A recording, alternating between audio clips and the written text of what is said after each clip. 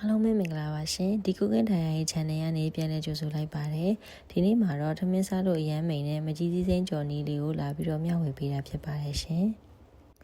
မကြီးသီးစိမ်းကြော်ကိုအတွက်အိုးရဲကိုစီထည့်ပြီးတော့စီပူလာလို့ရှိရင်ချက်သွန်ဖြူလိထားတာလေးကိုနနွေးမအနေငယ်ထည့်ပြီးတော့စီသက်ပေးရပါမယ်ရှင်ငပိကိုတော့ကိုချော်မဲ့မကြီးသီးစိမ်းပေါ်မူတည်ပြီးတော့ထည့်လို့ရပါတယ်ငပိများများလေးထည့်လို့ရှိရင်တော့ပို့ပြီးတော့စားလို့ကောင်းပါတယ်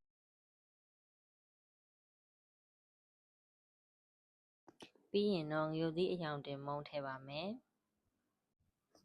ခဏလောက်မှွေပေးပြီးဆိုလို့ရှိရင်တော့ပစုံကြောက်ထည့်ပါမယ်ငရုတ်သီးခွဲချမ်းမုံကိုတော့ကိုအဆက်စားနိုင်တဲ့လောက်ထည့်ပေးပါမယ်ရှင်ကြိတ်ထားတဲ့မကြီးသီးစိမ်းလေးတွေထည့်ပါမယ်ပြီးရင်တော့ဟင်းချုံမုံရယ်စားရယ်ငမြရည်ရယ်ထည့်ပေးပါမယ်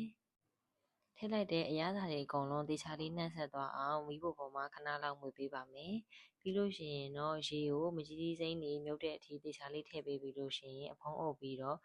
နိုင်ဝက်လောက်မီးအေးလေးနဲ့တည်ထားပေးရမှာဖြစ်ပါတယ်ရှင်နိုင်ဝက်လောက်တည်ထားပေးပြီးတော့အခုလိုမျိုးစီချမ်းရေချမ်းအနေထားလေးရပြီဆိုလို့ရှိရင်စားစရင်းနေထားတဲ့ပစုံလေးထည့်ပေးပါမယ်ရှင်ပစုံတွေကိုစီတက်ကလေးကတခါတည်းထည့်ပြီးတော့ချက်တယ်ဆိုလို့ရှိရင်ပစုံချက်တဲ့အချိန်ကအရန်ကြာသွားလို့ရှိရင်စားလို့မကောင်းတာမလို့ညီမကတော့အခုလိုမျိုးစီချမ်းရေးချမ်းအနေထားလေးရောက်ပြီဆိုမှပစုံကိုထည့်လိုက်ပါတယ်ပြီးလို့ရှိရင်တော့အဖုံးမအုပ်တော့ပဲနဲ့ပစုံကထွက်တဲ့အရည်တွေခန်းသွားတဲ့အထိပေါ့နော်မကြီးသီးစိမ်းလေးတွေစီပြန်လာတဲ့အထိအိုးပေါ်မှာပဲထပ်ပြီးတော့ကြော်ပေးလိုက်ပါတယ်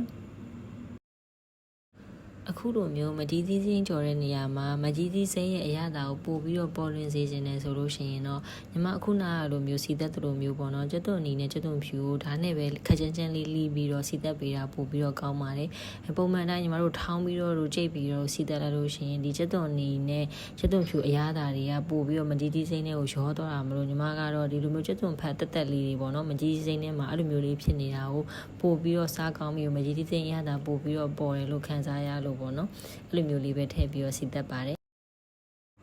နောက်ဆုံးမှာတော့ငရုတ်သီးစိမ်းလေးတွေအုပ်ပေးပါမယ်နနမင်းကြိုက်တယ်ဆိုလို့ရှိရင်လည်းထည့်လို့ရပါတယ်ဒါပေမဲ့ကြီးကြီးစိမ်းကြော်ကတော့နနမင်းနဲ့တော့တိတ်တော့မလိုက်ဘူးပေါ့နော်ငရုတ်သီးစိမ်းလေးအုပ်လိုက်တယ်ဆိုလို့ရှိရင်တော့တော်တော်လေးစားလို့ကောင်းပါတယ်ထမင်းလေးရယ်မြစ်ပြုတ်လေးရယ်နဲ့တွဲပြီးတော့စားမယ်ဆိုလို့ရှိရင်ထမင်းစားလို့အရန်ကိုမိန်တာမလို့အားလုံးလည်းလိုက်ချက်စားကြည့်ကြဖို့အကြံပေးပါတယ်နော်ဗီဒီယိုလေးကိုအဆုံးထိကြည့်ပြီးရတဲ့အတွက်အားလုံးကိုကျေးဇူးအများကြီးတင်ပါတယ်နောက်ဗီဒီယိုတွေမှာပြန်တွေ့ကြပါမယ်ရှင်